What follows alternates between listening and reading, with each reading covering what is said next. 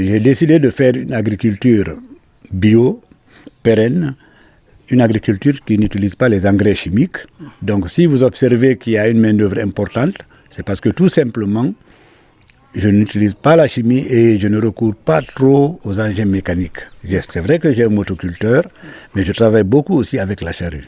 L'agriculture bio, en fait, ce n'est pas une nouvelle procédure, ce n'est pas une nouvelle agriculture, c'est une agriculture qu'on connaissait depuis fort longtemps, parce que moi je me rappelle quand j'étais petit, à l'abbé par exemple, quand on faisait le maïs, on couvrait ça de ce qu'on appelle foillon en poulard. Ensuite, les bousses de vache, les fientes de poulet sont souvent utilisées. Et curieusement, il arrive que ce soit les plus pauvres qui utilisent l'agriculture bio. N'ayant pas les moyens pour avoir acheté de l'engrais, ils sont obligés de recourir aux engrais organiques, ce qui est très bénéfique. Donc, quelque part, on peut dire que parfois, c'est bon de ne pas avoir les moyens. C'est quand j'étais convaincu des vertus de l'agriculture bio que je me suis décidé à venir vers l'agriculture bio. Parce que tout simplement, j'ai observé que beaucoup de produits se détériorent très vite quand on utilise les engrais chimiques, tandis que, de mes lointains souvenirs, je savais que les tomates pouvaient rester pendant 1 semaine, 2 semaines, sans s'affaisser, alors que avec les engrais chimiques, difficilement ils tiennent le coup. On a eu à faire en 3 phases. La première phase, c'est la théorie. Deuxième phase, l'extraction de l'engrais, de l'insecticide bio. La troisième phase, c'est le compostage et la fumure. Donc, premièrement, nous protégeons notre santé. Deuxièmement, nous protégeons nos sols et l'environnement en général. Le consommateur, le producteur et l'environnement. Premièrement, d'abord, par exemple, avec les engrais chimiques, ceux-là qui l'utilisent ont toujours des problèmes, trouvent toujours des problèmes avec les pesticides, les insecticides ou bien les engrais. Donc l'avantage elle est énorme, on ne peut pas tout citer, mais franchement, on est honoré pour cette formation. Par exemple, cette formation-là, Kebali ne faisait pas partir. Donc c'est lui et ses connaissances, c'est lui qui a fait venir ces personnes-là pour qu'on puisse être formés. Donc depuis que ceux-là sont là, c'est lui qui, pour le financement de ceux-là, c'est lui qui est engagé pour le côté financier. Et même nous qui sommes là, qui participent à la formation, nous en bénéficions. Donc nous sommes vraiment contents de lui. On espère qu'à partir de cette formation, que ces bénéficiaires vont réduire grandement l'utilisation des engrais chimiques, ce qui va réduire aussi leurs dépenses, ce qui va aussi conserver leur santé. Et surtout après la formation, nous espérons qu'ils vont continuer à utiliser que les engrais bio, parce que leur santé y va, parce que la santé de notre environnement y va. Donc cette formation, nous ressortons avec la tête haute parce qu'on espère que ça leur a permis de savoir maintenant comment avoir leur propre engrais, mais aussi comment avoir leur propre biopesticides. À l'instant, ils sont en train de finir le processus de fabrication des biopesticides. Les biopesticides permettent de lutter contre les insectes, mais aussi permettent de lutter contre quelques maladies qui attaquent les plantes. Donc le processus a commencé hier. Et dans la composition de ce processus, nous avons que les matières naturelles. C'est 100% naturel. Nous avons de l'ail, nous avons le piment, nous avons les feuilles d'acacia. C'est ce qu'on transforme avec une bonne formule pour faire les biopesticides. Kebali a eu un bon président de la délégation spéciale parce que c'est un monsieur qui a une vision très large et puis une vision qui va au-delà de Kebali parce que c'est un monsieur qui a compris qu'il faut protéger l'environnement. Quand on lui a parlé de la formation en biofertilisant, donc il n'a ménagé aucun effort pour la réussite de cette action.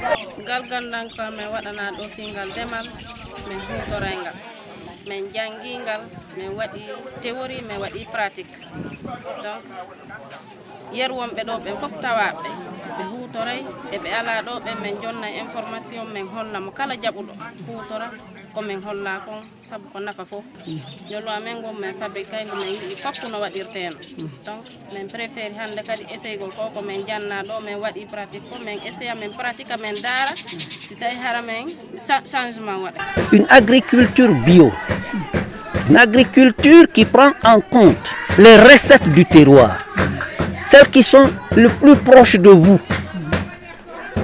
vous assure une promotion socio-économique plus saine, plus respectueuse de l'écologie, plus respectueuse de la nature et donc qui garantit a priori une santé, une longévité et un savoir-être et savoir-devenir qui coûte moins cher que si on se mettait à acheter tous les polluants du monde. Et la délégation spéciale qui a à sa tête le colonel Oumar Sow a compris très tôt que la façon de gouverner dans une localité, c'est la capacité d'aller vers les populations de ces localités, de les mobiliser et d'éveiller en elles ceux qui somnolent, ceux qui dormaient. Parce qu'il y a des savoirs locaux, il y a des savoirs très forts, mais peut-être qui sont tellement évidents qu'on pense que ce n'est pas des savoirs. Oui. On est tellement habitué à voir la bouse de vache, on est tellement habitué à voir des tronçons de bois ou des feuilles de ceci ou cela, mais nos parents l'avaient fait. On cultivait, on utilisait des recettes qu'on a abandonnées au nom de produits chimiques, de fertilisants chimiques.